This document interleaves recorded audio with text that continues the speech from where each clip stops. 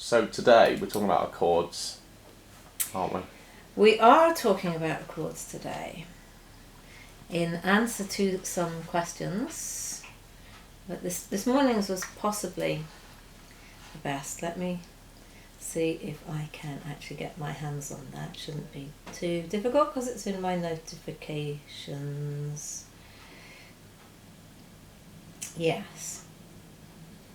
Okay. Thanks for this video. It was really helpful I can read on. It was really helpful for perfumers in all levels, especially your personal ideas about perfumery and ingredients. If you can make video about crafting accords like hair note, fat note, hug note, etc., not only the smell but the effect on human senses. And is there a PDF version of the book? So no, there isn't a PDF version of the book, you just have to buy it. But so I said, you're welcome. You want to make the smell of fat and hair? Anyway, and the answer was, there are names for each kind of mixture, like fragrance compound, fragrance concentrate, accord, base, mixture, etc.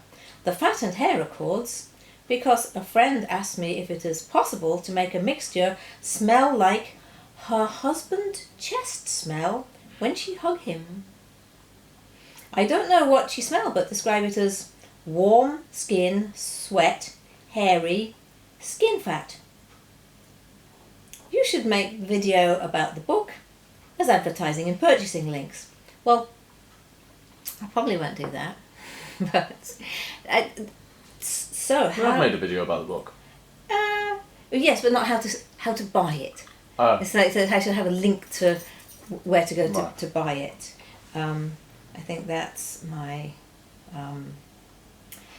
that's where we bump into an obstacle. So the question is, are there magic ways to make these accords? Has somebody already worked out how to make the smell of slightly oily chest hair?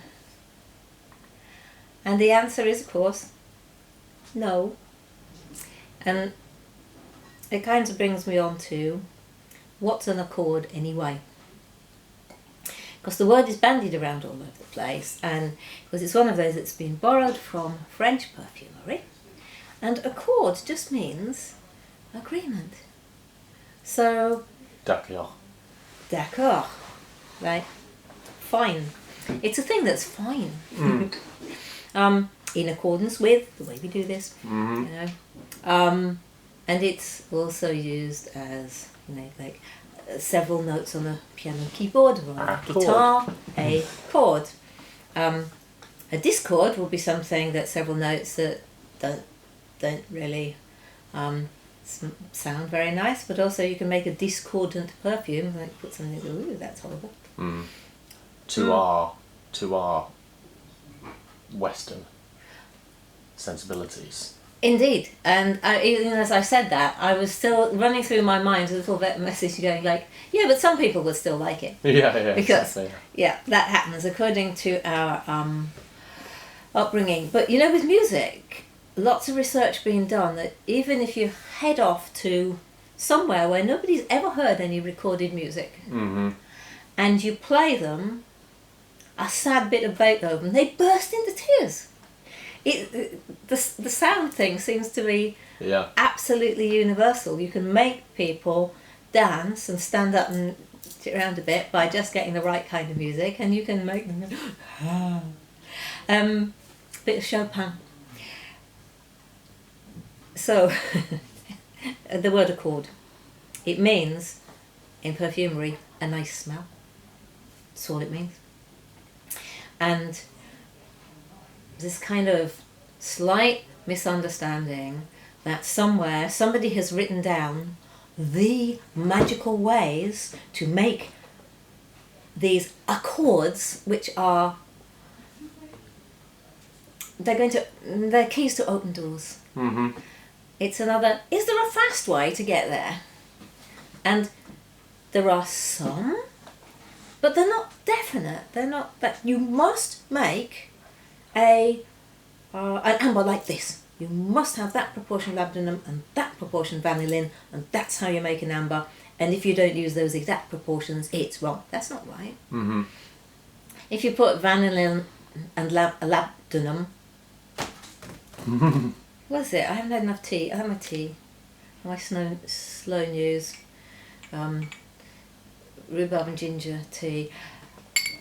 Vanillin and labdanum together make a traditional amber accord.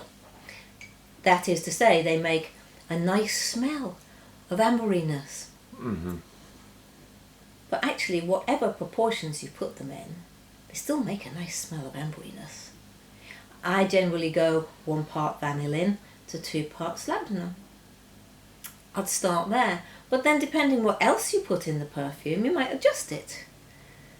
Yeah. Because it's not that like, no, that's the way, that's the recipe for an accord. So it's a bit like making soup, and somebody said, right, okay, what's the recipe for soup? Okay, well, there are lots of different soups. No, I want the soup recipe. Okay, well, how about a carrot and apple soup? You might do that and that. Okay, so you need 14 apples and 3 carrots. Like, yeah, but if you've only got 7 apples and 6 carrots, use that instead. Like, but that's not the soup. So it's that. You can be as creative as you like and still make either. You know, it'll still taste like carrot and apple soup no matter how many carrots or apples you use. Yes. One might be more carroty, one might be more appley, but you do it. You write down the amount that you want to use. I had a really nice apple and parsnip soup over the weekend. Did you? Oh my! It was unbelievable. And how many apples and how many parsnips? I don't know. There was a family of apples. Yeah. And a small conurbation of parsnips. And there's the thing. There are some people who look in the fridge and think, "Oh, what have I got? Mm-hmm. I've got some carrots and I've got some apples. I'll see how that goes." And there are others who go, "I need a recipe. Yeah. I must get it off the internet." Like my mum could not cook a thing without it, point by point instructions. So, but on that as a metaphor, is there something to be said for spending? Because I know lots of people that they spend many years following recipes incredibly carefully, and then by doing those recipes enough times, they have learnt the skills to improvise. And there you are correct, Arthur. It's a very good idea to look at what other people have done. And it's harder in perfuming because lots of people don't write it down. Yes. Well, they do write it down. They must write it down. They must write it down. They keep it secret. They don't tell anybody where they've written it. Yeah. Mm-hmm. And so consequently people are in search of the answer. It must be written down somewhere. What is it? Well, what they probably don't know is that every single person, every perfumer who's ever created a chypre fragrance has done it differently. Yeah. Every person who's done an amber has done it differently. Otherwise, they'd all smell the same. Well, I've got something for you to smell while we... The code name at the moment, Highway to Hull. It probably won't continue to be called that. But... Me and my housemate yesterday were just talking about what a good song Highway to Hell is. Mm-hmm. Such a good song. Not as good, of course, as Highway to Hull. It's funny because that's one of the songs that makes people drive badly. Is it? Yeah. There are some tracks. Reckless. It makes people just go faster. Yeah. Do you know what? It does smell like I'm on my way to Hull. But sort of burning rubber on a motorbike, motorcycle. It reminds me of a line from The Office, but we shan't go into it now. All right. So. Labdanum like crazy, that. Actually, it is not. Is it not? No. What? This is made of 3 things. Mm-hmm. It's made of ambrox, super, veramos, also known as methyl atratate, the synthetic mossy thing, and a particularly smoky Javan vetiver. It's the vetiver, I reckon. Yeah. It is. And this was made as an accord. to go into the Irish Whiskey Warehouse fragrance, the room fragrance, which is, I do believe, worn by Mrs. Bon Jovi. Which she shouldn't, because it's a room fragrance. But I'm not going to tell Mrs. Bon Jovi to stop wearing my room fragrance. So this was brought in to give it more depth and earthiness, because it had quite a lot of whiskey sweetness going on before, and our client wanted it to be more. So this is the. I'm not very good at that. But I like it so much I might send it out by itself. I would say that if I hadn't told everybody what's in it, they might think there were more things in it than this. I agree. It's very, it's incredibly rich and complex. But it feels as if it's ready. Yeah. Now that is an accord. You've made me think that an accord is like, because when you talk about using it in a perfume, so you make your accords and then you mix your accords together. It's like when a painter mixes their colours. So they mix all their colours and then, you know. Oh, also I like that as a metaphor because, or even a simile, because if you have carefully mixed your green and you've very carefully mixed a shade of mauve that you want and a mauve, like I said, because I'm from Middlesbrough, and a what else? A lovely orange. Put that together. But unless you're very careful with your composition, you do get brown. You'll end up with brown. So these individual accords can very easily be lost if you put them together. So I don't always work in accords. I will quite often think to myself, okay, the character of this is, it is citrusy, so I'm going to put some citruses in, but I don't necessarily blend the citruses together to make a citrus accord first. Sometimes I do. And when I'm teaching, I often break things down into, my son, the essential part of this. Plus, I quite like some, I want a citrusy peach, so I'll blend the citrusy peach to make sure that feels, I know where I've gone with my citrusy peaches and I don't accidentally topple it out of balance. Yeah. Because we're also talking accords. I mean, we're talking about balance, but balance, it's not the physics of balance, it's not exact equal weights, it's the feeling, the psychophysics. So that's how does it appear to your own mind? Do you like it? Is it balanced? To you, is it balanced? Balance in terms of balanced, like an agreement. Yeah. Like an accord. Like an accord. And an agreement, some people might get more than other people, but you might decide that that's fair. And then it's balanced. Yeah.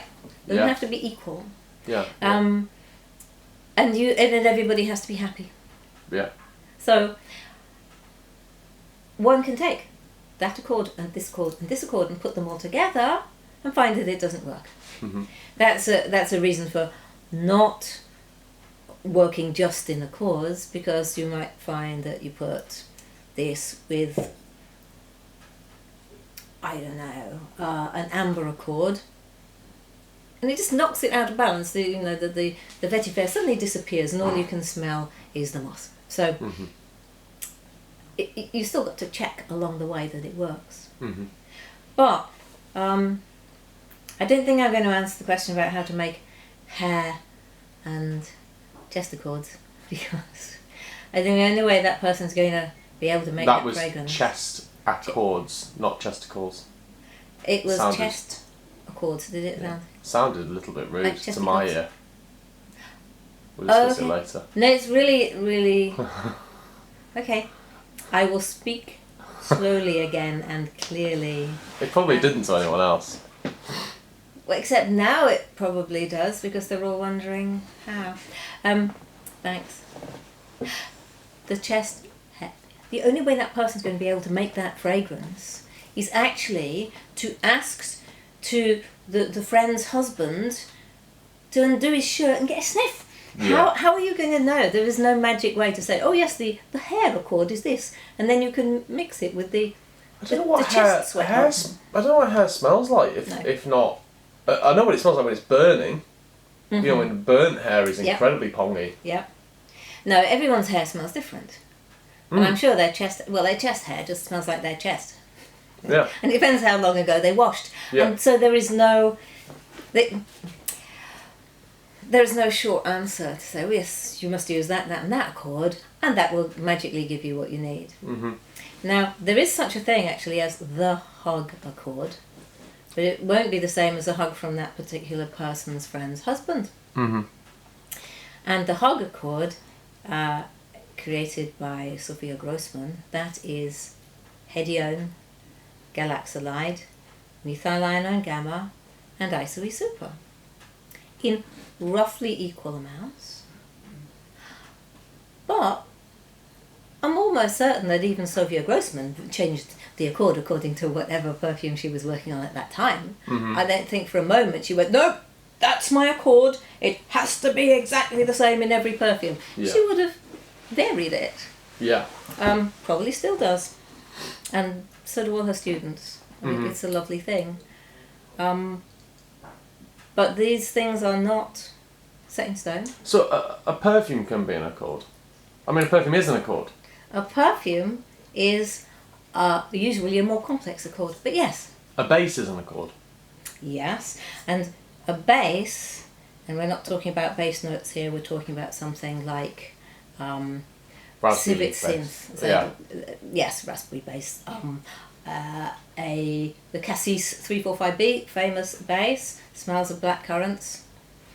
A base is an accord that's so good that whatever else you throw at it, whatever else you mix it with, it still smells like that.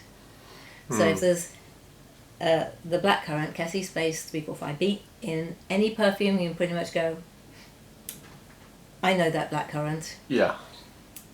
And that, and actually naturals quite often behave like bases in that way. Yeah. So say your jasmine's made up of 300 different aroma chemicals naturally by the plant. That you put jasmine in, you go, oh yeah, that's jasmine. Take it a bit, that's still jasmine. Mix it with another 10 things, still jasmine. Mm-hmm. So a base, either made by perfumers or made by Mother Nature, they retain their olfactory integrity.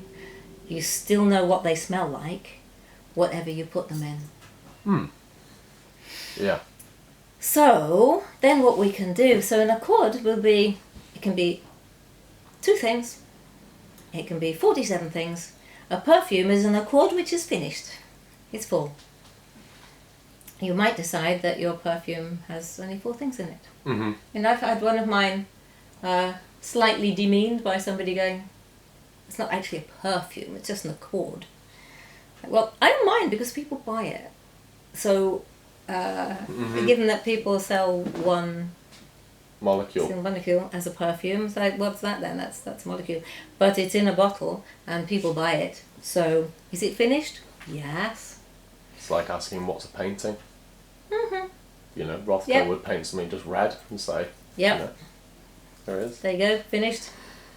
One of his was hung upside down at the Tate, did you know? No.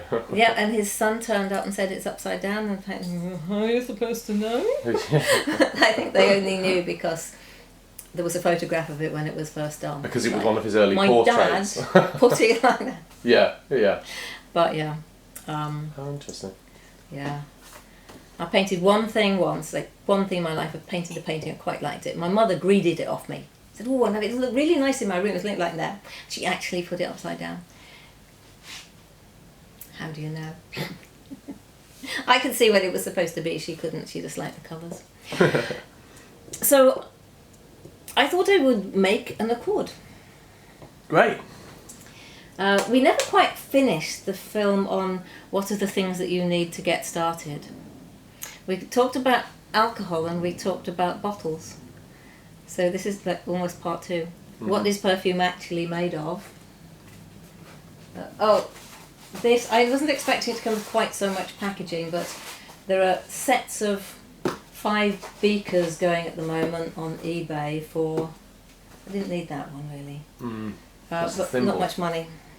Yes. But yes, these are handy. It says approximately on it, so we can't guarantee that it's correct, but it has measurements on it. We still measure by weight. So, I mean, there are materials which are currently commonly used to make certain accords. Like, if you want to make a leather accord, the very traditional one is a tiny amount of white birch and a little bit more of isobutyl quinoline and quite a bit of patchouli. Mm-hmm. But according to what you want to use it in, you change the proportions. There's not much point in saying, oh, it's definitely that, and that. So, you know, as ever, there's a sort of an easy answer, a sort of a difficult one. So I thought maybe I could make an accord of whatever's here, and I happened to have picked up whole wood and caraway. Would you like to smell? Yeah. Then that is the right answer.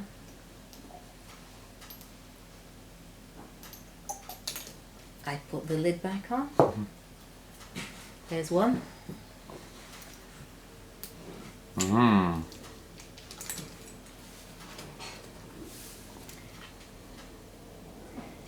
So these are already diluted to 10% in ethanol perfumer's alcohol.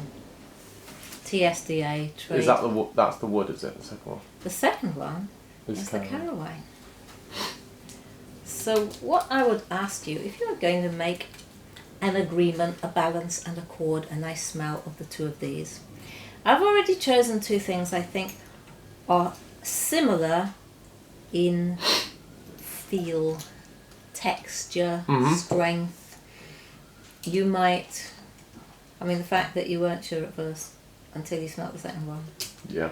Which was I which. still wasn't sure. No. That's a good thing. I sort of did. If I did you 3 for 2, you'd be able to tell which is the odd one out, which is another thing. But that's true. So I've got. So for me, the A whole doorbell. Yeah. Yeah. For me, the whole wood is higher than the caraway. In sounds, not necessarily in feeling.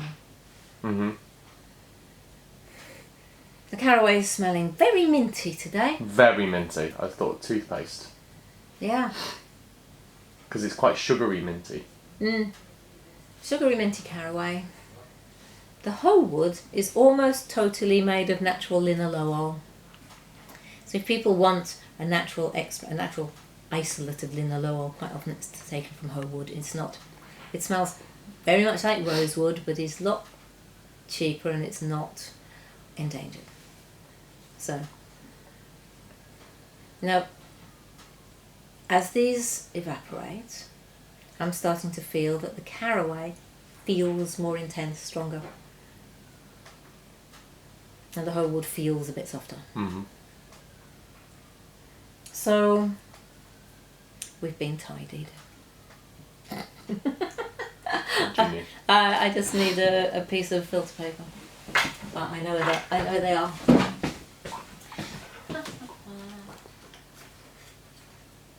Right, that's an empty box. Right. It's a bit big, it'll do. So, if we are being very careful with our materials and don't want to splash out yet, literally, almost, it is not a perfect method, but we could go 1 drop of whole wood and a drop of caraway on top. Now the filter papers separate things out at different speeds, but it's just so that we're only using a drop and not massive amounts. And right in the middle, they can't go separate spaces on the paper, otherwise that doesn't work. But there you go, a 1-to-1, and we just wait until it dries. So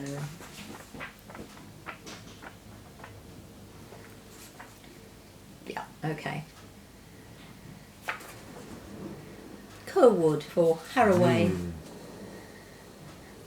It smells like, to me, an improvement. The two of them together smell nicer than when they're separate.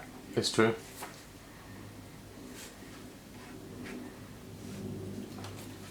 Yeah. Yeah, stick that inside my mask and get a nice smelling filter. So, what I might do, writing everything down. So you can make accords out of everything.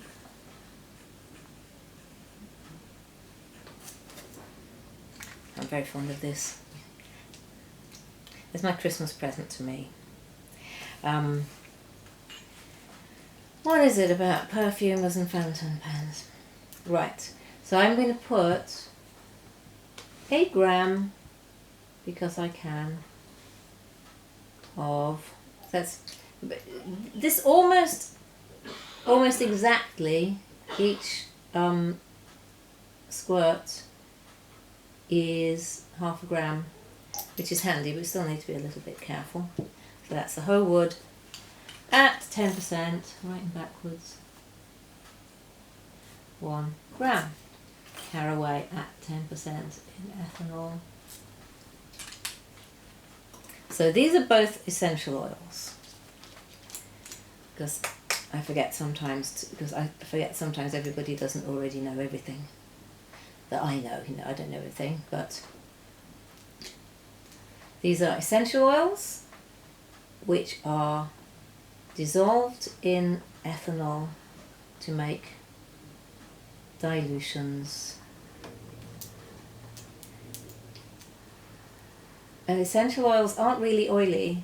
They're different from things like almond oil and coconut oil and oils, massage oils. They're not that kind of oil at all. So those oils will not dissolve in ethanol. Essential oils will, because they're extracted in a completely different way. They're not pressed out of plants except lemon peel, that sort of thing. So essential oils, you can use essential oils for perfumery, even the ones you get at Neil's Yard and Boots, and although you have to check that they're not diluted in coconut oil. Some of the expensive ones will be diluted in carrier oils, and that's not for use in perfumery. That's for use in aromatherapy. Here you go. Thank you. Oh yes, it's really changed. Smells quite fruity. It's still got the sort of mintiness going on. Mm-hmm. And then what But I it would doesn't do... taste like, it doesn't smell like toothpaste anymore. No, it's much more woodsy now. Mm-hmm.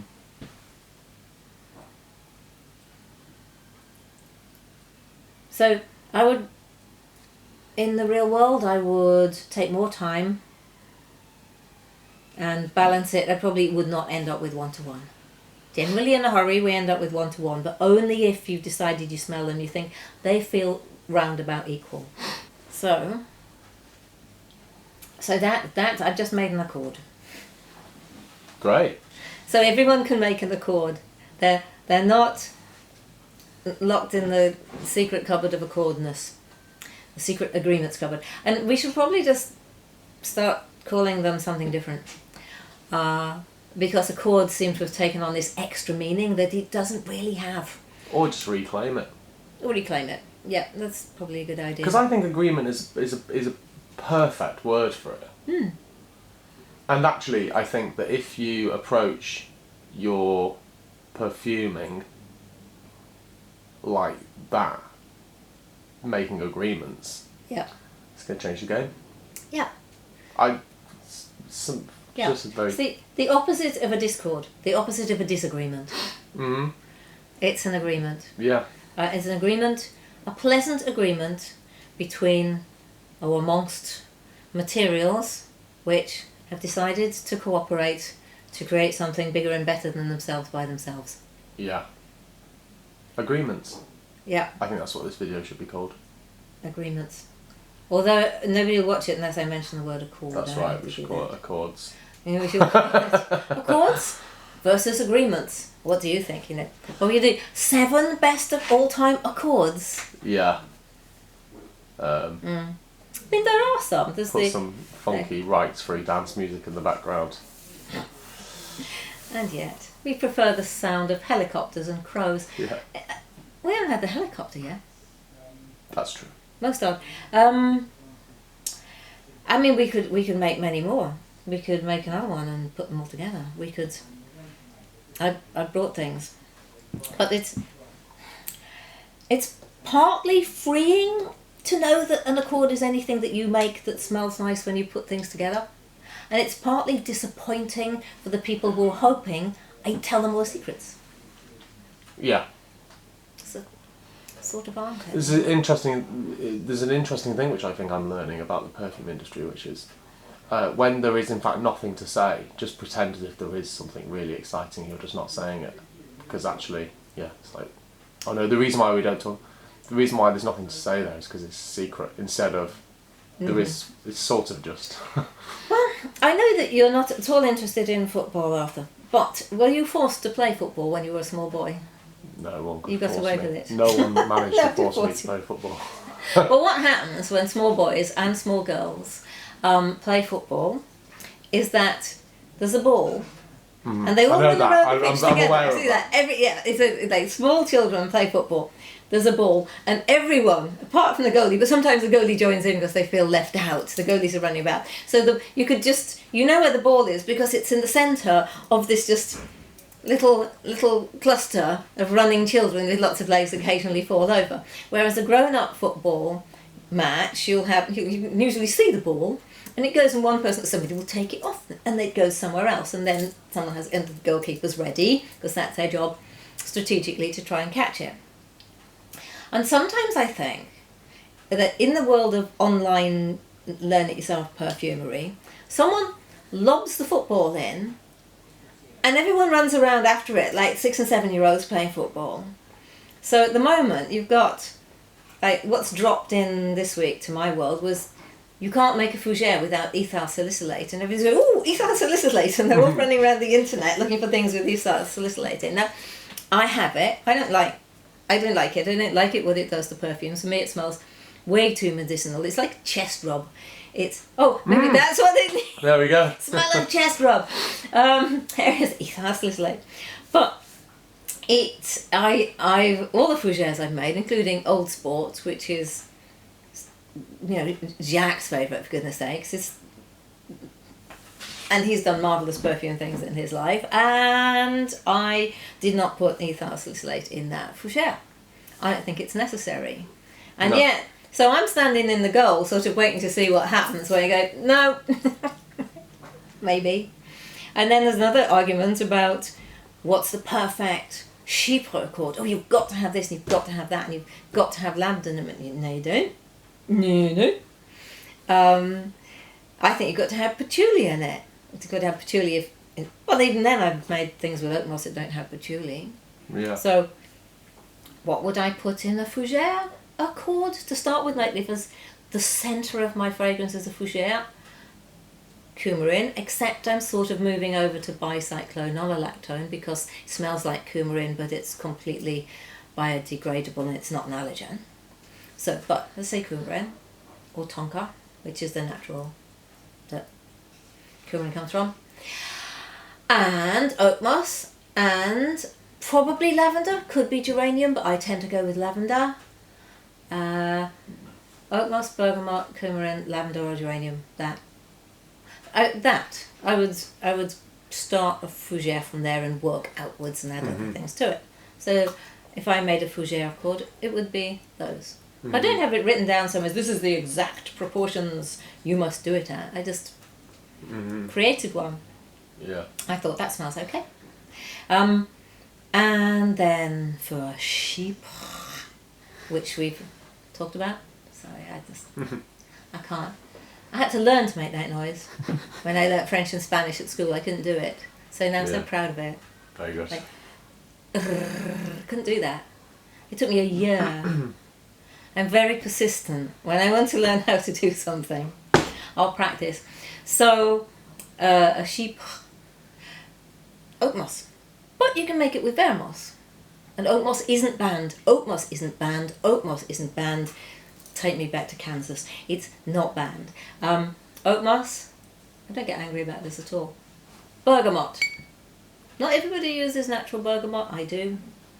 Because it's expensive. And then, patchouli. I like that. Not patchouli coeur. Dirty patchouli. I like that. But then, you can use labdanum. But sometimes I use a Popanax. And sometimes I use Tolu Balsam. And sometimes I use Styrax. With something sticky in there. Sometimes I use all of them. Like in Aunt Pyrrha's Adventurous Past. Yeah. So again, I've sort of answered the question by not giving anybody an answer to a question. And the chord is whatever it gives you a nice pleasant feeling of agreement between or amongst the... Between is for two and amongst is for more. You know, I'm getting very nerdy about this. Between means between the two. We can add something if we like to we could just bottle it. I shouldn't smell it straight out of the top of the pen. Don't do that. We could ruin it by sticking dihydromercenol in it or something. Well, you know, if we put a tiny amount in, it would probably just turn it into a instant. Okay, you know what I'm going to do? I'm going to make a caraway whole wood dihydromercenol. This is at 5%. Dihydromercenol. You might not know it because I don't use it. I don't use it hardly at all. It's big in cool water and some other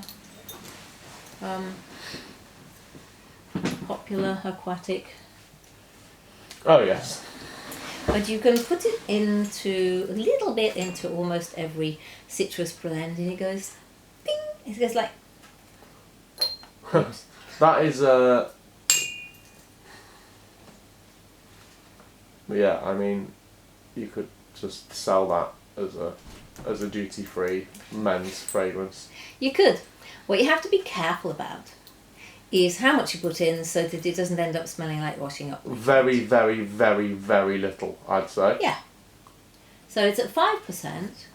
So I'm going to put in 0.1 grams. The more I smell it, the more I don't like it. Funny that.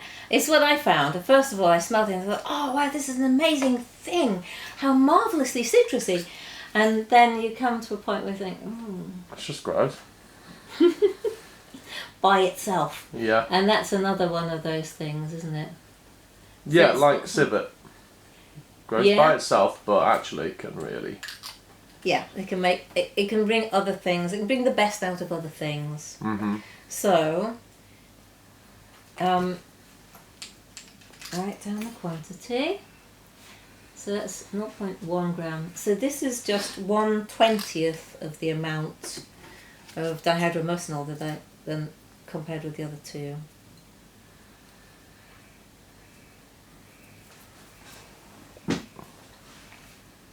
So I've sort of done this before. I know what dihydromercenol is going to do. I say sort of, not this exact. I've not done this exact combination before, ever. But the more you know how they feel and how they work, the more you mess around like this, doing your little experiments, the less likely you are to say, oh, dihydromercenol, that's lovely, I'm going to squirt it all in. Like, because you smell this first few minutes, like, you went from, you could sell that by itself as a fragrance in duty free down to, this is absolutely awful in a very short space of time. So people can smell it and go, oh, that's great. And the next thing you know, they've knocked it out. The balance has all gone. It is no longer in agreement. It's having a bit of a row. But I think that small amount kind of brings something to this. It does. Yeah, it does. So now I think it brings out the mintiness. And a lot of this is unpredictable. especially when you've got any naturals in there, you don't know which little bit, which component, aroma chemicals of the naturals that another one's going to go, whoop, whoop, let's boost that. So to finish it off, just for fun, I'm not. This is not really part of the accord. This is where I take the Isoe Super and add a squirt, which actually has come to exactly 0.5 grams because great. These little squirts are very handy. But I'm going to put in. I mean, this won't be legal, by the way. I don't think. I'm pretty sure that the Caraway's got things in it I should look at that are going to be restricted. But you know, you can't learn everything, and if you can look it up, all you need to learn is where to look it up. Yeah, that's what I think. So I put in 1.5 grams, but that's actually at 15%. So. That is the equivalent of putting in rather a lot more. It's like 3 times. Right, that's 45 times more Isoe Super than I've put dihydromercenol, but that's probably about right. So we're definitely not looking at equal amounts for balancing things. You don't really try to balance Isoe Super with anything unless it's in Isoe Super's ballpark. Thank you. Isoe Super is very low slope of psychophysical function. You put more in, it doesn't really make it more Isoe Super, it just does the same thing but lasts longer. So it doesn't change the nature of the Caraway Wholewood dihydromercenol relationship. So I would say that was an accord of the first three plus a shed load of Isoe Super in order to make it, turn it into something which would be possibly wearable. Not that I think I'd wear it. No, but I think that it could. I would be interested to see it in another perfume as an accord in something else, something citrusy. I was scowling at it a bit then. I got like, yeah, it is extraordinary how minty it comes out.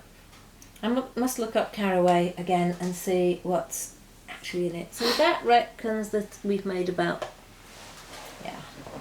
5 mils. So what should we call it? That's the other bit. So I'll bottle it, I will keep it, and I will reserve it.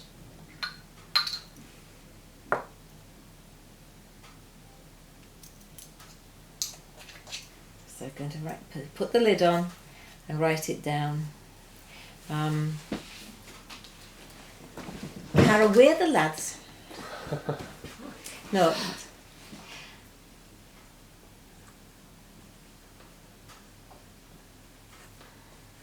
That's what it's called now. You know, people get Geordie terms mixed up. The date is the 19th. How were the lads means? Come on then. How were just means come on. Right. Now, just a thing about the bottle. So I put its name on it, I'll put the date, then I know I'm going to be able to find it in my book. And then I will come back and smell it later. These bottles, I get mine either from Coloured Bottles Limited, I think it's called, or from Ampulla. And okay, they're not terribly expensive.